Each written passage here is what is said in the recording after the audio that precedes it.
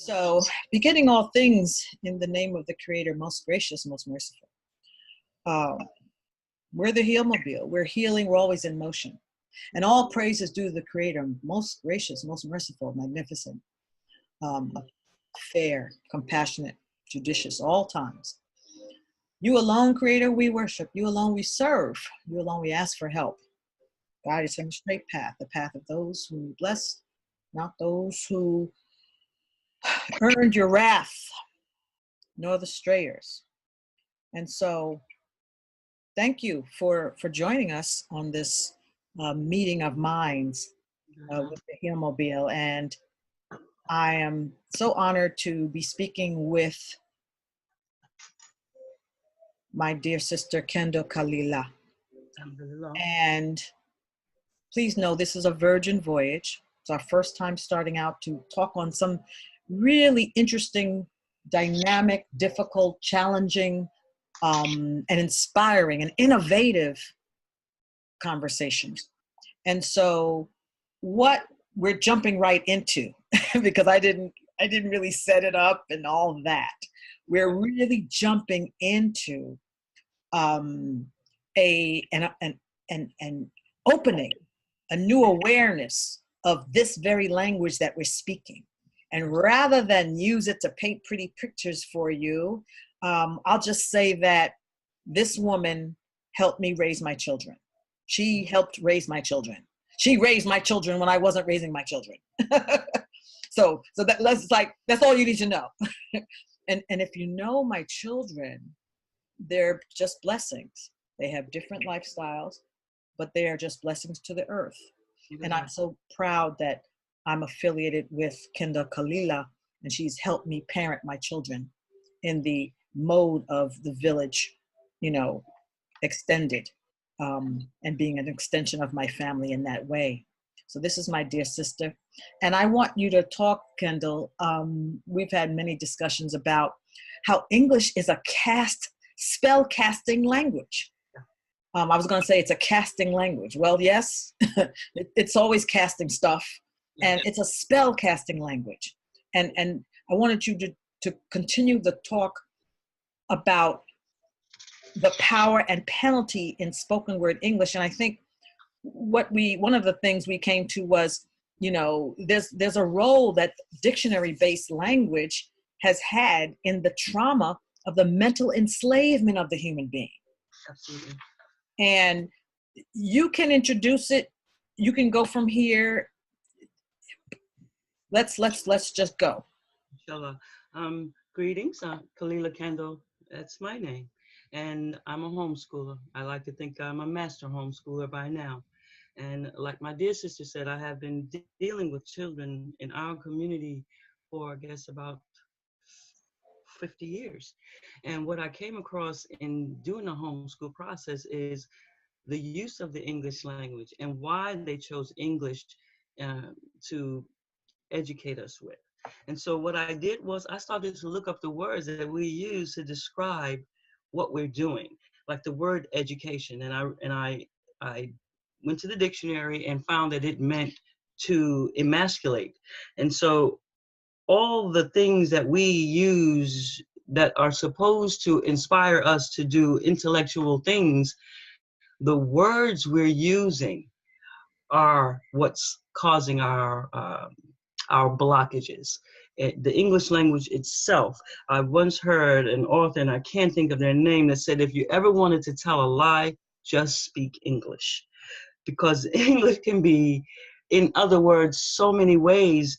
When it comes to the Black community, however, it is a specific problem. For example, they taught us to say good morning, but if you look up the definition of morning, it doesn't mean anything good. It means you're sorrowful about death.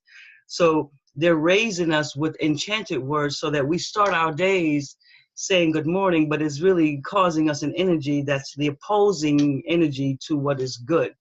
And so many words in the English language do that. And pretty much that's what I've discovered. You have to understand what language is used for. And that's what they didn't explain to us. And where you find that answer is in the dictionary. Most of the dictionaries today are abridged. they don't have the preface, they don't have the historical knowledge for the words. Those are the words they're throwing at all the kids today. Those are the books that don't explain to you the history of the words that you're using. That makes it easier for you to be manipulated, quite honestly. Only in the English language you have words for science, explanation, words for law that mean one thing in your everyday usage and another thing in the courtroom. So we're kind of getting jammed all the way around just by virtue of the language that we're using. It was real important for the Caucasian to remove the indigenous language from us. That broke our link to the Creator. We couldn't call out in the language of prayer that we were accustomed to. We couldn't think in the language that linked us to our Creator and our energy. So that was the first step in separating us from basically our way out of the matrix through language. You want me to go on? Yes, of course. Okay. You were going to explain why English, and you gave some examples. Well, because English has no real history of its own. Yeah, go there. Okay, it has, if you look into your dictionary and you begin to look up words, you will find that words have Old English, Latin, Greek, all of these roots to the words, which lets the word be used for different things. It allows you to miscommunicate using words by changing the meaning of the word and the usage of the word. And that's what they've done to us. You consider what it took to make a people seemingly utterly disappear while they stand before your eyes. Well, take their tongue. You take their tongue, you take their thinkability. You take the children from their parents and you teach them English, and you never allow them to use their natural tongue anymore. Well, when you give them back, they can't even talk to their parents anymore. So when we as people of color begin to ask questions like, well, why can't we unify? That's a deep problem, and it begins with what we say. It begins on how we understand the world. We understand education in stages. Kindergarten. Now, if you notice, no other education level has a name except kindergarten. And then from kindergarten, you go from 1 to 12. The reality is you don't leave kindergarten until you leave that 12th grade. So you're in a garden, and I looked up kindergarten, and that meant to reap, to pull out. So then I looked up freshman, sophomore, and the words that they use. And that's when I realized that the trick is in the education process. Every one of those words takes you back to European history in some way, right down to with a bachelor's degree. Well, if you ever look up what that says, bachelor means, and then you'd understand that we've been given education in such teeny tiny steps because the language allows that dragging out of information. Well, they drag out primary information all the way until we're 18. And then they offer us a little level of the next level, if you will, of understanding. The problem is the English language allows Europeans to miscommunicate everything to us in reverse of what the meaning actually is. Okay. That kindergarten. Mm-hmm. Let me get that book. Go ahead. I'm just wondering, was that always, does the kindergarten phase, of course now we have pre-K, does that occur in the UK, in the United Kingdom? Was that brought over, or was that initiated here? I do believe that was initiated here because your sound is, come forward a little. Your sound okay. is fine. Even now, if you talk to an African, when they talk about secondary school, they're talking about college. We're talking about high school. So yeah, the difference is even in the grading system. The designing of it was to slow us down because they realized even though they took our language, we were such rapid thinkers. We are good adapters. And so once we mastered the English language, they had to find another way now to slow us down. We are a people that all you have to do is give us the seed. And the seed of language, they gave us a rotten seed, but the seed nonetheless, we did very good with. We soared through their colleges, we soared through all that, and then we stopped. We hit the ceiling. And the education system is designed for us to hit the ceiling. So you get a master's degree or whatever alphabet that follows your level of learning. The bottom line is, look at the word master. And even if you put the apostrophe at it, it is a possession that is not ours. It is our master's degree of understanding. It doesn't take us out of slavery, though. It doesn't really move us forward because we're academically gifted in particular areas, but we have no knowledge of the basic function of the language that we use. This English language is an enchanted language, and they had to make it that way in order to keep us asleep. It's enchanted, and that's not a good thing. Although they like to make enchantment seem like, oh, it's just wonderful. It's a nice thing. It's not. We are under a mental spell that's driven by the language that we speak. So what is the solution, if you have one? Okay, this is the difficult part, because we can't stop using the English language, that's for sure. But what we can do is make ourselves mindful of what we're saying, of how we're using the language. At this point, we cannot wipe our minds clean. We don't know what we used to talk. However, we can be careful about what we say to one another now in terms of raising our vibration. For example, instead of saying, oh man, that was bad, meaning it's good, stop doing that. We have to stop reversing the meaning of things because it's helping them to keep us stupid.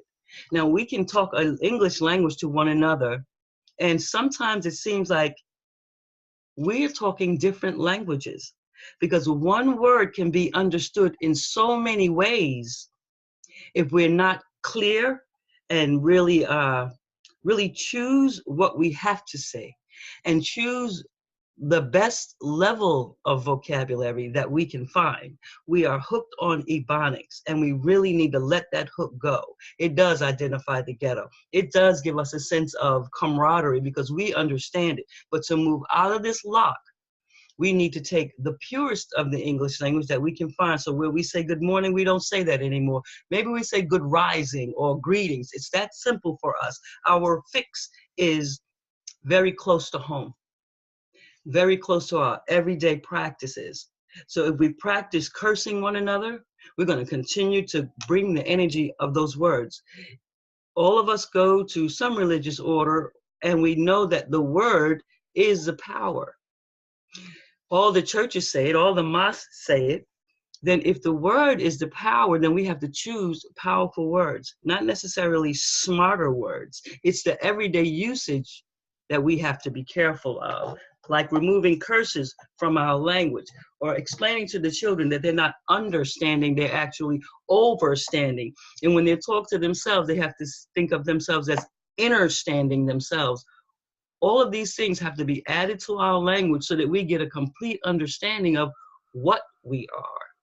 We know kind of who we are. We know we're human. And we know what the slave masters have told us about ourselves. But right now, as a people, we really have to get control over how we use our words because what we speak matters. And today we're in a time where manifestation of your word is very real. And karma is very instant. And all of that is linked to the words you choose. I do have I'm trying to think where I have my definitions of all the words used in the education process.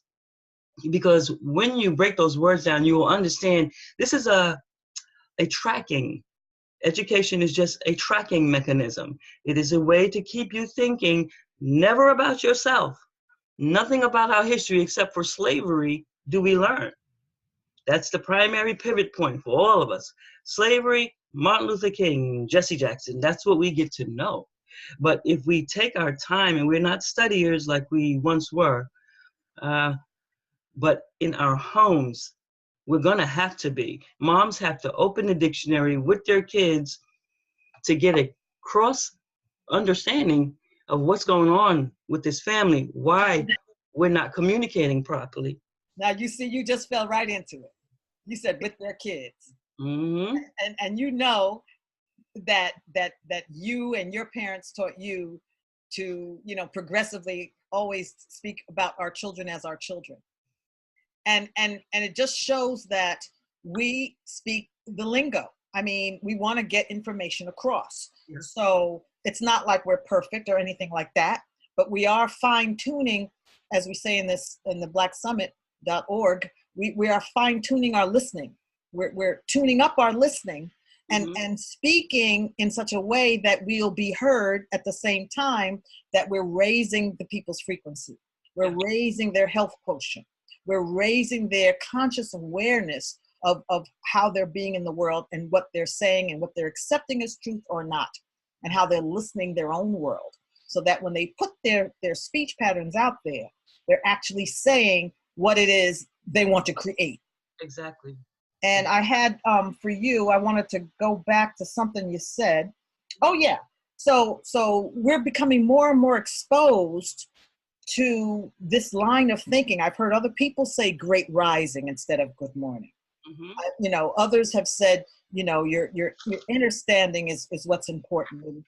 And there's been a lot of transmutation of the imprisoning English into something that expands the people, so that they're not imprisoned by the language. Yeah. We have the discovery of the rediscovery of the African-centered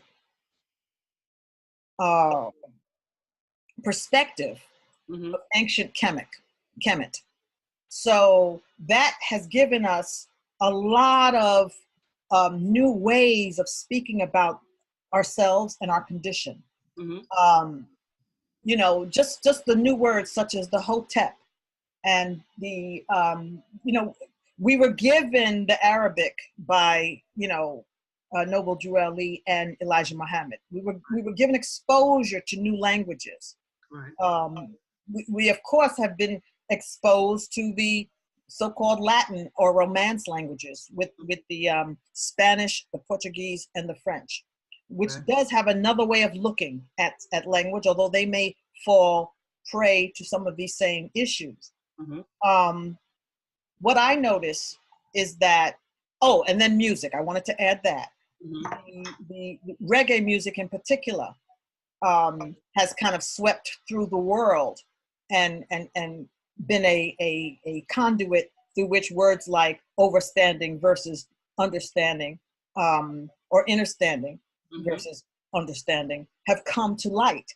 And so we're given Jamaican patois, we're given the Medunetter, we're given Arabic as another way of coming at language. Maybe some people would even include the Hebrew Israelite languages of Aramaic, or those ancient languages that were much more direct, much more precise in their communication.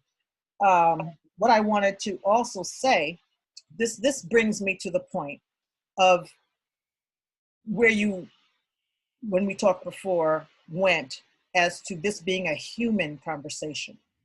Because although your lens is decidedly descendant of Africans, descendant of people who came here and were enslaved, however people want to do it, whatever the identity tag we use, that's a whole nother show that we could actually explore. But whatever that is, our work in transforming language in the way that you're suggesting is actually spreading out to the larger society, as it always does, as we create in our genius under the oppressive system in which we live. The universe is calling that into reality at this time, because we're going through the DNA upgrade. And the DNA upgrade requires you to have a powerful comprehension of the spoken word, English, whatever it is, because we are in a time where Very simply, we are redesigning what our forward motion is going to be. And that is based on how well you think, how well you comprehend the power of the word that is ascending. If you do not comprehend even the English language well, you're going to find it difficult to be a part of this transition into the higher thinking. Everybody is talking about an ascension. It is an ascension for humanity, but it is the descension of the power of the law that is bringing this information to us. It is upgrading our dormant DNA paths that are going to require us to be able to handle higher knowledge in order to exist. That's right. That's right. And see, that's what I was getting ready to say. Where I was going was toward the European American and European and Asian and Mesoamerican children who, through hip hop, have taken on our language of our children, who defiantly created it, just like in generations past created boogie woogie and blues and jazz, and the parents at that time was like, what the heck is that? And now it's very, that's Black classical music. What do you mean? That's Black classical music. So now the Black classical language actually freeing people through, but they have to go through this gangster period of rap. They have to go through the ebonics of it. They have to go through the ignorance of it, and then ascend, or as you say, descend, as the Creator will give us. An opening to realize, my goodness, I've been creating this world that is that will kill me and my children. So it's now time to wake up. And so the whole world can actually benefit from this revelation that we must be more conscious in our speaking. Absolutely. In the global ghetto image of us is a trick even to the foreigner. Because when they come and they have that mentality, it gives the powers that be a chance to ruin another generation of even them. So they're walking into a trap, all in the name of entertainment. And it does make the Black community feel like they're getting exposure and people are accepting them. But the reality is it's a trap nonetheless. And it's going to work on the foreign children in the next generation, just like it captivated us. Oh. You see, we're not imprisoned by bars. We're imprisoned by thought. And that's the hardest prison to get a person out of. That's what Elijah said. It's a mind war today. Yes, absolutely. And if you don't take the time to understand the words that you use, you're not going to change. In terms of 3D or 5D, we're in a 3D world right now with a 5D coming at us. Well, everyone's not going to ascend to the fifth dimension. And the problem is going to be their ability to handle language, to comprehend what they're hearing. Because as the knowledge comes from the furthest dimension, the intellect increases. The responsibility of intellect increases. And so if we're still thinking niggardly and ghetto-like, we're going to be in the third dimension, regardless to whether the fifth dimension visits everybody else. The problem is the shutdown this time. This is not only a change of dimension, it's a close of a time. Quran calls it, I think, 2287, when this world absolutely shuts. If I'm not mistaken, that number was given in the book. This is the process of closing and redevelopment. But if you're closing ignorant, there is no redevelopment for you. So that's where most of our children are. And so I emphasize in my homeschool study that they understand. Right now I'm working with my granddaughter, and we're working with politics. And so we're doing the history of, this book is talking about Franklin Delano Roosevelt, but it left me an opportunity to make her understand why vaccinations are, who they were targeted at. Is because they tell the story in the book, and they do tell the truth, but we have to see ourselves in that truth in order to tell what they left out. That's right. And that's where our parenting comes in, our commitment to what we are. And because we've been taught that we're nothing but slaves, we don't give our children the encouragement of I guess it's just self-love. Not enough of us give ourselves.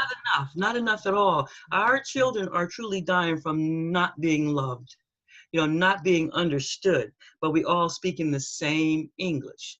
And that's the problem we have to solve in order to unify. So there was something you said earlier that I wanted to go back to, and now it's gone. So, how old is your granddaughter? She's 10. Okay, good. Mm-hmm. And at 10 years old, they're dealing with, I have a book called Everything a Fourth Grader Should Know. Yeah. That book takes a fourth grader all the way up to algebra. Okay. There's just got our children doing basic multiplication in fourth grade. Mm-hmm. We're behind in a real subtle way. Mm-hmm. But you take a Chinese child or another foreigner's child, they challenge their children from the beginning. Mm-hmm. Mm-hmm. We're not in the habit of doing that. Mm-hmm. We're in the habit of allowing school to school us, mm-hmm, and not schooling our children on anything at home. We have our own our own knowing. Even if it's just the love of how we do things in our individual homes. That's real important. It's real important for women of color to sit down with their children at the end of a school day. And even if you can't do the work they have, try, make it a game. If mommy gets it wrong and you get it right, then it's yay, mommy learned something, and bring that back into the home where the children don't feel like school knows everything and my parents don't know anything, because we lose half the game right there. Well, what is happening in my grandson's school? And he's 10, and maybe his son is 10. Mm-hmm. Wow. They're not giving them any homework. No. And this is a new system. She was in another system that also had maybe once or twice a week he'd get homework, or he'd also get something where it was a special system. If he did extra work on Fridays, he'd have more free time. Mm-hmm. But this new school doesn't have any homework. Nope. And I'm like, okay, what is going on with that? In Jacksonville, where I am, the children don't even carry notebooks. They carry a laptop. They don't study. Everything is a program. Mm-hmm. That's another level of incarceration mental. Yes, indoctrination too. Yeah, because the children, when you learn from electronic devices, you lose the desire to learn from paper. You don't want it. Mm-hmm. When you try to take them away from those electronic devices, you have withdrawal behavior, mm-hmm, where the kid lays itself out in the street because it wants the computer. It wants to deal with that energy. Well, that energy is like dopamine. That's right. It's like crack. And when you take your child off of that crack, it takes a long time for the child to get back to wanting to think normal. And then even after that, you have to force the kid back to paper and pencil. Mm-hmm. They don't do any handwriting skills. That's right. They're not teaching cursive. No, because you're transferring your thoughts from your brain to your paper. And that's a process they want us to skip. Well, the Quran tells us that we learn by means of the pen. Absolutely. So when we write, we do teach ourselves. And if we keep writing to ask and answer questions, we find our answers in our writing. They have removed. That's why I always advise people, whatever they come to me with, I'm like, well, do you journal? Do you write about it? Have you written down your problem? Very few people do. My granddaughter now, we're doing handwriting and dictation. So that she have to learn to be able to write. And I bought special, like I do lefty pens. Okay. Because it allows me not to smear my paper, and it changed my ability to write. It changed my handwriting. I've always written lefty, but I've always used a regular pen. When I started writing with the lefty pen, a new personality came out of my hand. Whoa. Actually, a new cursive writing. That's right. So I'm like, that's interesting. And just by the word cursive. There you go. They've got us coming and going. That's a spell word, yeah. That's a spell word. And you we talked about spelling too, didn't you? You talked about spelling. spelling, and the spelling is the action under which we live. If you take the definition away from what the word is spelled like and think of it in terms of magic, well, now we've casted a spell in your writing, and the pen is your wand. It's all this so much that our children, not even our children, us as adults, we have to stop and take a look at what's happening to us and why we seem to be unable to catch ourselves in this spiral out of control. It's not for the lack of knowledge, because we've got some really smart contemporaries. We've got knowledge we don't know what to do with. So what's the sense in having it if you don't clearly understand what it's doing to you as you speak it? Mm-hmm. Mm-hmm. And So the major takeaways for the parents are to ask their children what they're learning in school, ask to see their homework. If they don't have our homework, give them engage them in mind games or engage them in yeah, conversation. How about that? at least, and don't hand them a tablet. Mommies are just killing their kids with this whole phone situation. You got children on the telephone. My little 4-year-old grandson, he can manage a computer better than I can. Hand him the phone, he gets right in there. He can get to whatever game he wants. Hand him a crayon and a coloring book, and he acts like you hit him upside his head. He doesn't want to do that. But he'll take his finger and he'll drag and fill in the color on the computer page. Mm-hmm. When the lights go out, the computers go out too. What are we going to do? Yeah. Yeah. You know, what are you going to do with a child that can't write because he's a typer? Mm. And mommies don't understand homeschooling should happen whether your kid is in public school, private school, wherever. Oh, that's really important. Absolutely. If that kid knows that you're going to check its intellect, that's a level of respect most children do not form for their parents in our community. Everything is what school said as opposed to what mommy says. I don't care how illiterate a mom is. If she has a kindergartner, she has a chance to teach herself how to read and write. Good for you. Wow, that's a way of putting it. You know, because I couldn't do fractions coming out of high school. My memory was pretty bad. I couldn't do anything math. By the time I finished homeschooling, I can do trigonometry. But I had to learn it by teaching it. And we can't be ashamed in front of our children of our not knowing. And when they tell us, oh, you don't know, now's the time to remind them of the history we came out of. There's just places we've got to start sticking these things in so that the children understand the relevance of this game. Yes, yes. They make us look so stupid, but we have to work 25 hours a day. One person in the household. I can look back over my life now and say, with 6 kids and one person, help in and out, how many things I could have done. Mm-hmm. I'm just glad I got the opportunity to do the things that I did do. And what mommies and dads need to know in our community is, no, it doesn't matter how little you get to do, get it done. Yes. You know, yes. get it done. If it's crayon with your kid, there's just so many coloring books and math books and games, word games. We do Boggle, Scrabble, Upwords, Password, every word game that I could buy, I bought. Games are very important. Absolutely. We don't do that in our homes. And we must continue doing it. And I've been surprised to actually come into homes where people who I wouldn't expect do games actually do games. And you can tell by the level of interaction with the family members that there's something that keeps them cohesive, and it is the games. Yes. And you wouldn't have known it otherwise. Yes. So I want us to continue to speak for the possibility and for the glass half full. So not enough of us play games with our children. Right. Not enough of us speak to our children directly and have conversations and actually sit down and have a meal together.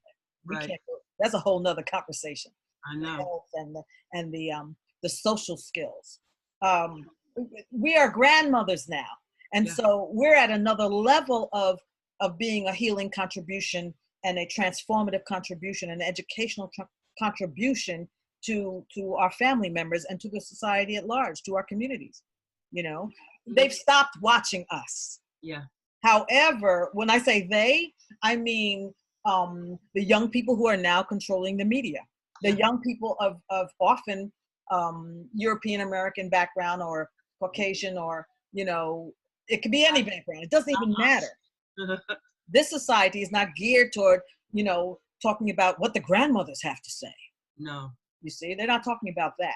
But it's okay, because we know how long and how much we have gathered in this process. And it's not knowledge. We've taken the information and we've gleaned from it the knowledge. Right. And we've taken the knowledge and we've gleaned from it the wisdom. And when we're inside of just unpacking the wisdom of the various things we've learned. Yeah. And so we're giving this to our grandchildren, and we're doing it in energetic ways. And our speaking it is certainly, you know, our speaking it through the love, through the caresses and the embraces. It's certainly going to happen, and it has to happen through this language piece. Yeah, absolutely. I'm with you there. So that's the that's what I get from this. What I want to shift to on another level is, what about people who work in offices? How about what about when you work in the day-to-day world?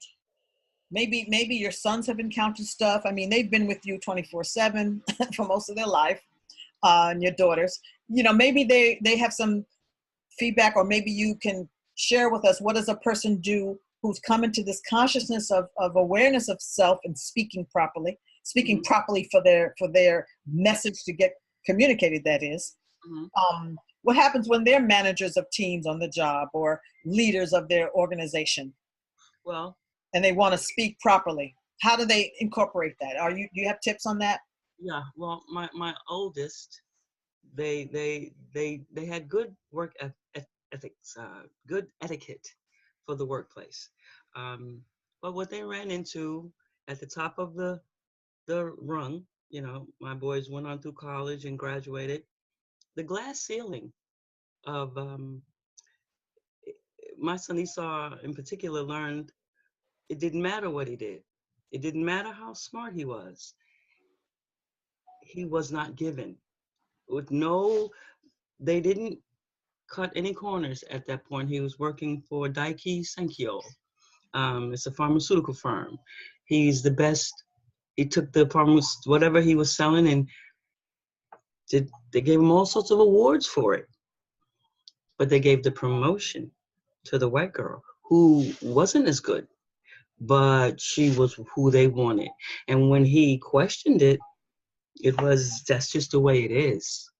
That's just the way it is. And I think that had a lot to do with his mind not understanding, because we teach our children to go to college, to finish college, to get good jobs.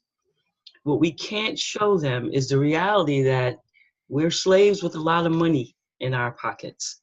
And it doesn't matter how articulate. As a matter of fact, the more articulate you are, if you're articulate and rebellious, you end up like my son. And they call it bipolarity, but I think he was infected with the drug that he was inhaling in the day-to-day workplace. I don't know if you remember my friend, or you know Tyrone Simpson. He went to Dwight Morrow, and he graduated top of our class in '78. He was an electrical engineer. He went to North Carolina A&T and he graduated. He got a job though at the North Carolina nuclear power plant. Tyrone was very inquisitive, so he started putting things together. He realized that genocide was very real and it was very biochemically related. Tyrone did not understand that he couldn't tell people what he had discovered. He was of that very open, Christian-minded. Education made him better, and college degree left him the right to speak. Grown men, they think like that.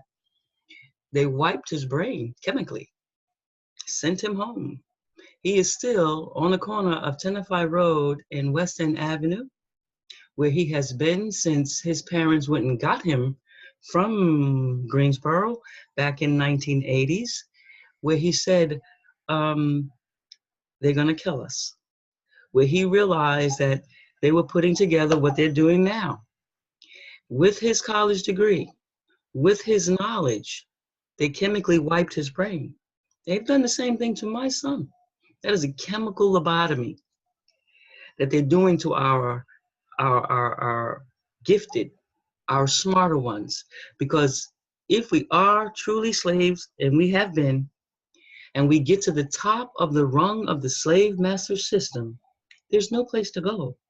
You're either going to get out of that system and create your own, or you're going to die suffering, unable to get out of, even though you've done everything you're supposed to do. That is what begins to drive human beings insane. That's that's that's that's what we fight against. That's what I spell against. That's what my energy is against. And that's what I'm standing for.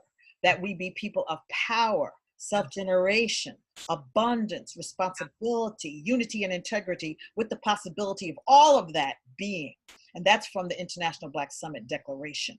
And so I'm really, really clear that, yes, if we don't wake up, our minds just might be wiped clean, because we're novices when it comes to just how intricate, insidious yeah, the enemy can be. It is, yeah. Because that grasp onto that power is tentacled. It's going to stay there. Yeah. And it's, frankly, we don't want a piece of that. No. And a lot of us think we do. Yeah. A lot of us mistakenly think we do. Yeah. However, the movie Hidden Figures, for my money, for my conception of life, okay, and possibility and potential and abundance.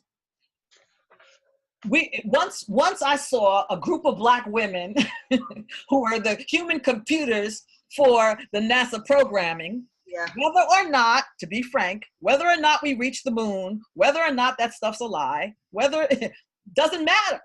No. Once I saw the sisters in the room, and all the sisters who did what they did, I was like, what proof? What more proof do you all need that everything that has been done, we've been a part of it? All right. Not only a part of, I'll tell you back one more step. Even generating. Come on, look at the earth herself.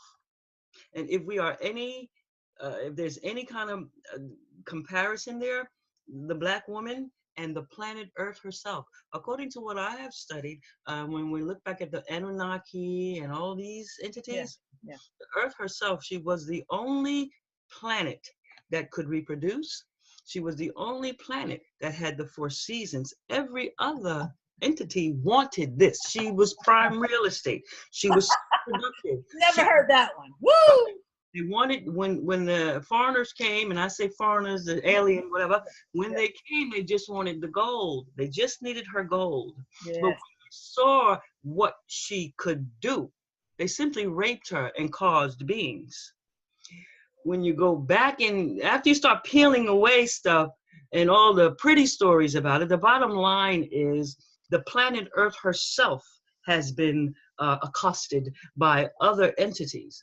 Ethereal being. And has always given in the same analogy. Yes, get it. I get it. That's her way. Yes. Well, we've come to the time where the planet herself is saying, like, no. So I'm sure in this energy, the original. You're frozen for a moment. Speak again. You are frozen.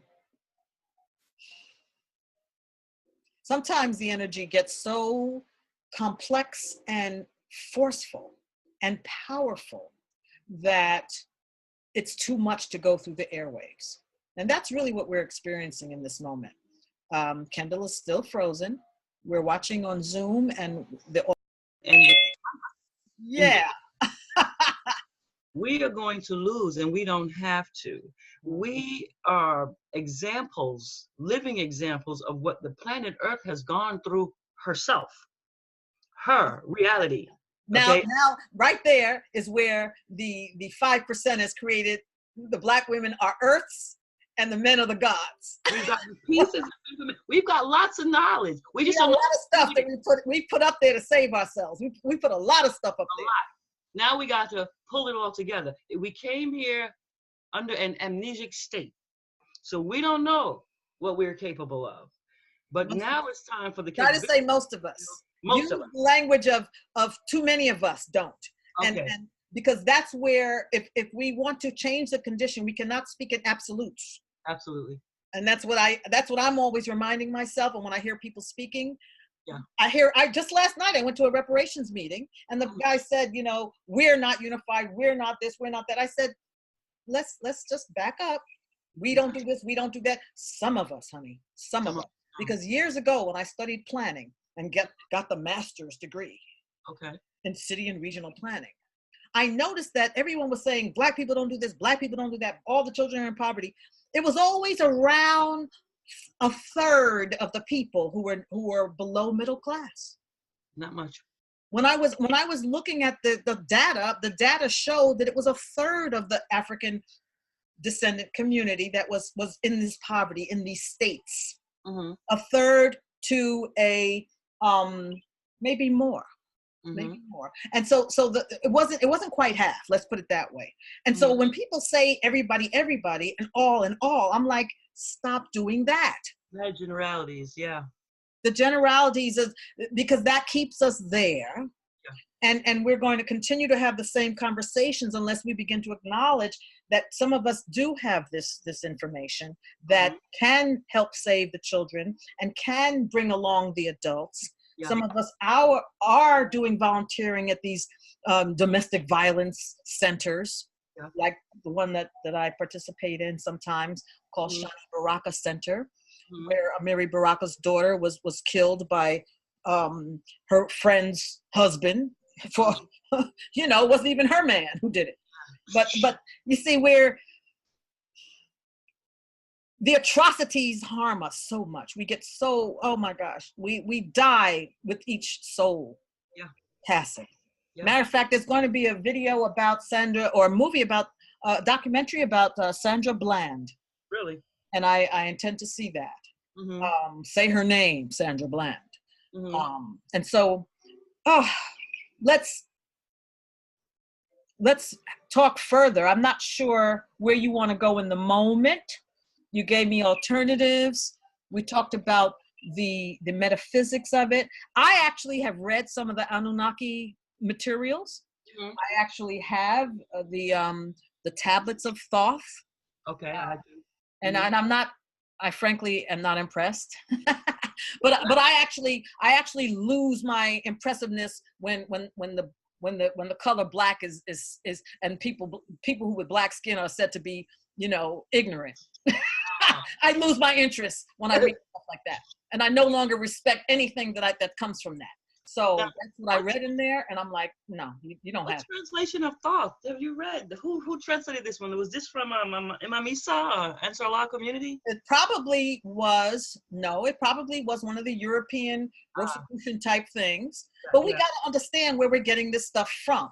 If we consider the source, why wouldn't we consider that this is the same English language that is translating German or something else that is going to give us something that's distorted? Well, because we were taught a progress called cognitive dissonance. Yeah. And it's a practice in our community. So with that practice in place, we don't see things quite inclusive of ourselves, unless it's good. But if it's bad, it's always the they, them, them. The bottom line is we are the original people of the planet. If we want to be pushy about it, we created this very thing that's destroying us. So now we have to come back to the very beginning, which is us. That's right. What have we neglected? What have we neglected? Did we neglect the word? Did we neglect the prayer? My thing was we must have neglected that righteous loan we were supposed to give to the Creator. Okay. Hey, this is real. This is absolutely the case. I went with Onaje to, where do we go? We went to one of these human rights commission events in Geneva, and we asked the Africans who had come to the same event, the Human Rights Commission in Switzerland, why did the Creator let us be enslaved and kidnapped like that? Why did that happen? They were too sad to say why. But the bottom line was is because we disobeyed. We disobeyed God. They were like sad to say that. Yeah. They kind of like withdrew immediately. And these were Christians. We're Yeah. Muslims. These were Christians who were like, yeah, well, disobedience. They knew that they were responsible for that, which is why some countries actually have, I think maybe Ghana's one of them, maybe some others, have apologized for their role in slavery. And although we like to keep knocking the European for what the European did, the European actually has a hard time of it, and they need to work on themselves. And they did do what they did. Yeah. And we, in our healing mode, we're working on ourselves all the time. True. But we have to be crystal clear, as you're saying, that we're still using, the majority of our tools are still gotten through this system. Yeah. That we're still inside of. Yeah. Which is why the more we come outside of it, the unhappier they get. Yeah. But that's not our problem. Not at all. Let them have new immigrants come in. Let them work with that. Yeah. While we free ourselves from the mental slavery. None but ourselves can free our minds. That's right. And this is not Mutabaruka said, you're living in the white man country too long. You're living in the white man country too long. And as far as I'm concerned, that's what we gotta release. I understand. This is a world now. Yeah. That's one thing that the technology has given us. This is the world. Yeah. And if we're gonna allow our children to be on these on technology at a young age, we actually have to upgrade as grandparents. Upgrade what it is we show them that's available online. Yeah. Because the boys will find the porn. Yep. The girls will find out how to make their hair straight. Yeah, and colorful.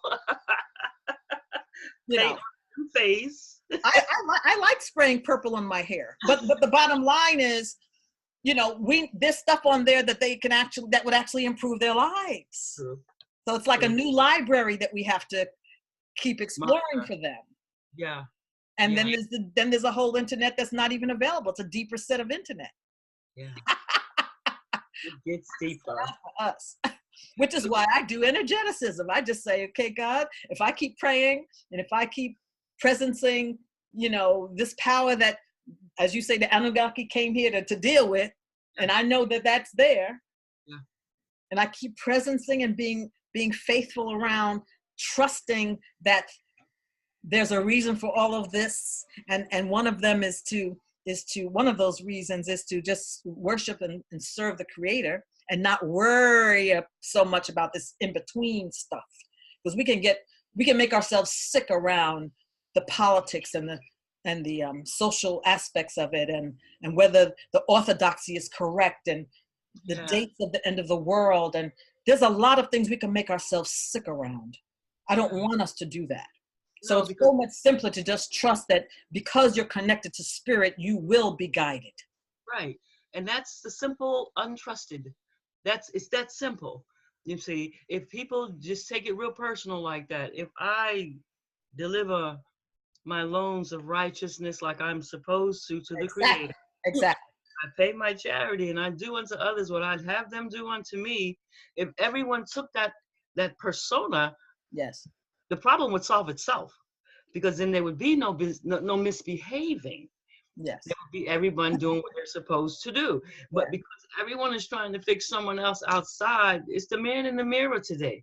Mm-hmm. The solution is really very personal, and it's how deep you want to go into what you are. Yes. Because, we do complain that Allah allows so many people to suffer. Mm-hmm. That's because we think in terms of time, in a time that really doesn't exist anywhere else but here for us. That's right. And Allah gave us karma and distanced it, hoping that we would behave ourselves, because He wasn't punishing us straight away, but instead the negative energy used that opportunity to continue to be ignorant. So now we come down to the time where there is a final debt to be paid. But if you've paid your loans of righteousness and you follow the rules like you're supposed to, you shouldn't be worried.